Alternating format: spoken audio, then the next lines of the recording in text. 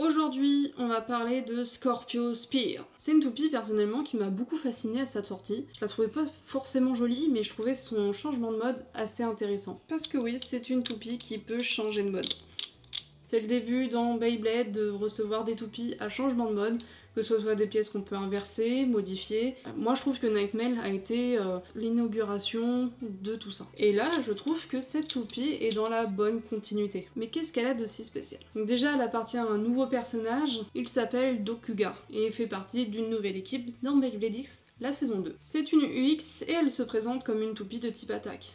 Mais vous verrez, je suis pas forcément d'accord avec ça. On va commencer en parlant de son blade, donc Scorpio Spear. Scorpio Spear, comme je viens de le dire, peut changer de mode. Donc en fait, tout simplement, soit on a un passage avec les trous qui sont protégés par une partie en plastique, soit justement les parties en plastique vont en dessous la partie métallique, laissant place à des grandes aspérités ici. C'est là-dessus que va se jouer le type attaque. Personnellement, je ne suis pas d'accord, je la verrais plutôt comme une type défense. Une défense mobile, certes, mais une défense quand même. Je trouve que c'est un blade qui, malgré tout, est bon en attaque, puisqu'il est assez épais, etc. Il a plusieurs points d'accroche, mais personnellement, je serais plutôt d'avis à une type défense. Quand on ne voit que la partie métallique en une type défense à recul, comme Nightmail, Golem Rock, et quand il y a la partie en plastique, une type défense un peu plus basique. Malgré tout, ce blade est plutôt bon, surtout en début de rotation. En fin de rotation, il va énormément manquer d'endurance, qui va le rendre très peu défensif ou bien offensif, donc je trouve qu'il n'a pas de réel intérêt. Dès les premières secondes, d'un point de vue offensif, il peut mettre des sacrées bonnes patates, donc faire très attention à ça. Ça reste malgré tout une toupie assez épaisse et assez lourde, donc elle est remplie de défauts. Justement, plus on est lourd, plus on va manquer d'endurance. Certes, par contre, on aura des chocs beaucoup plus violents, mais malgré tout, on peut pas avoir des attaques répétées puisqu'on n'a pas d'endurance, ce qui fait que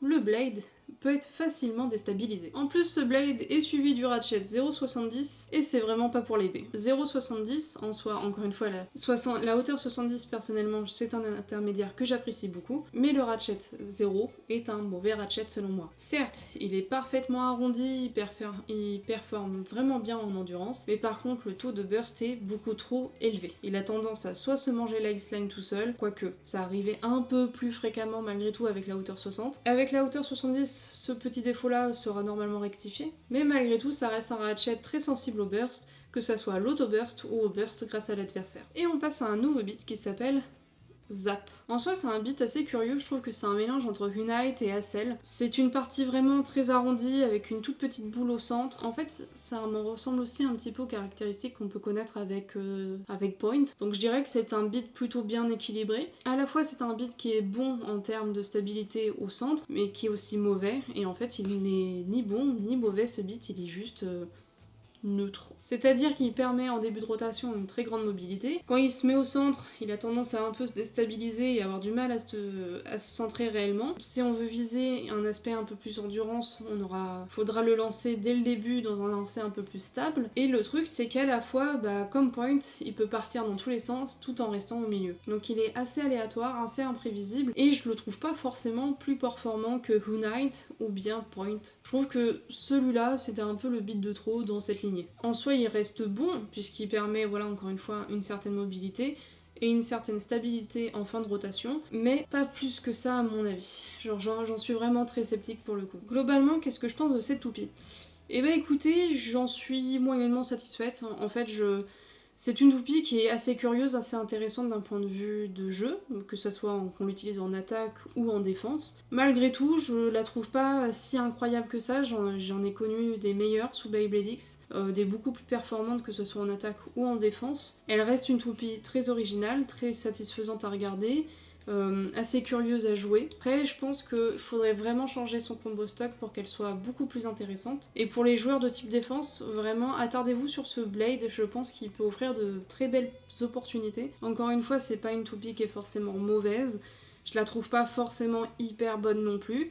Je pense que si on veut vraiment l'utiliser, ça sera un peu comme du Tyrannobit. Si on l'utilise vraiment que en type attaque, et si on l'utilise en type défense, je pense qu'elle aura beaucoup plus de chances à se transformer un peu comme une Golem Rock ou une Nightmail. La prochaine fois, on va parler de Fox, qui est une toupie magnifique. J'ai précommandé tout le full set. Il est incroyable. Je vais garder chaque recolor parce que je les trouve vraiment, vraiment très jolis. Pour le coup, c'est très rare que je garde un full set entier. Et là, c'est un réel coup de cœur, que ça soit la toupie blanche, noire ou dorée. Je la trouve incroyable, et en plus Fox, ça a été notre premier teaser de CX, donc forcément on est assez enthousiasme à sa sortie. Donc j'ai hâte de vous la présenter parce que vraiment c'est un réel coup de cœur visuel.